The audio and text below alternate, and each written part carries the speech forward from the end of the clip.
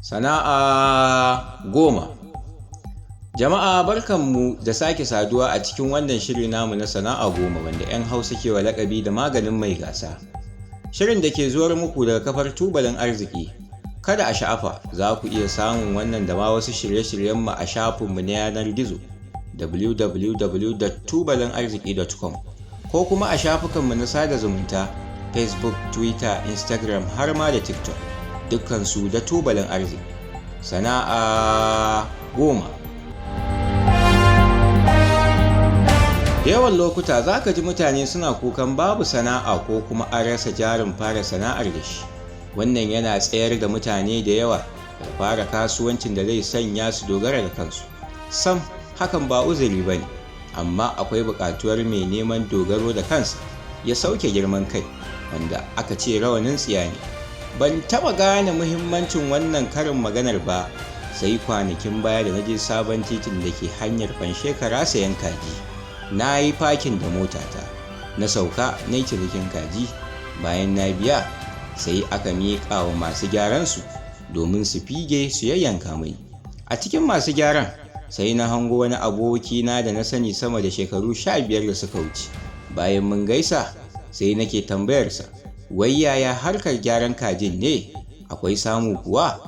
Ga hirar da muka yi da shi. Sai na ce, na ga Naira 50 kuke karɓa akan kowace kaza, kamar nawa kake gyarawa a kullum? Sai ya ce, haka ne, Naira 50 muke karɓa, amma ka san muna sayar da kayan ciki, wasu da yawa kuma suna bar mana kai da ƙafa.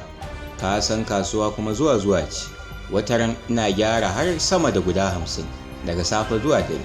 Idan kuma kasuwa ta buɗe kamar da sallah, har guda 100 nakan gyara a rana. Sai na ce, to, amma kayan cikin da kai da ƙafa nawa kuke sayarwa? Sai ya ce, muna sayar da kayan ciki kilo Naira 300 zuwa Naira 500, kai da ƙafa kuma shi ma ya danganta da adadin nawa mutum yake so. Sai na ce, ka ce abin ba laifi? Sai ya ce, gaskiya kan ba laifi abokina, alhamdulillah. Bayan na je gida sai na yi lissafi, na ce idan yana gyara kaji 50 a kowace rana akan Naira 50, yana haɗa Naira 2,500 a kullum, ga kayan ciki, ga kai da ƙafa. A taƙaice, a ce ya sayar da su akan Naira 1,500, sai na ga ya haɗa Naira 4,000 kenan. A kwana 30 ya haɗa Naira 120 kenan. Ina ga ranar da ya gyara guda 100? Ai komai digirgir sai haka. Darasi, duk nisan karatun mutum kada ya raina sana'a komai ƙasƙantar.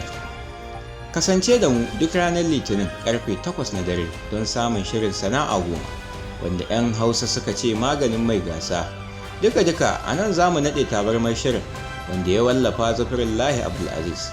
Ni Fatu Abdullahi Ado da na gabatar, a madadin jagorori da injiniyoyin da suka sada ni da ku, nake cewa mu haɗu a wani satin.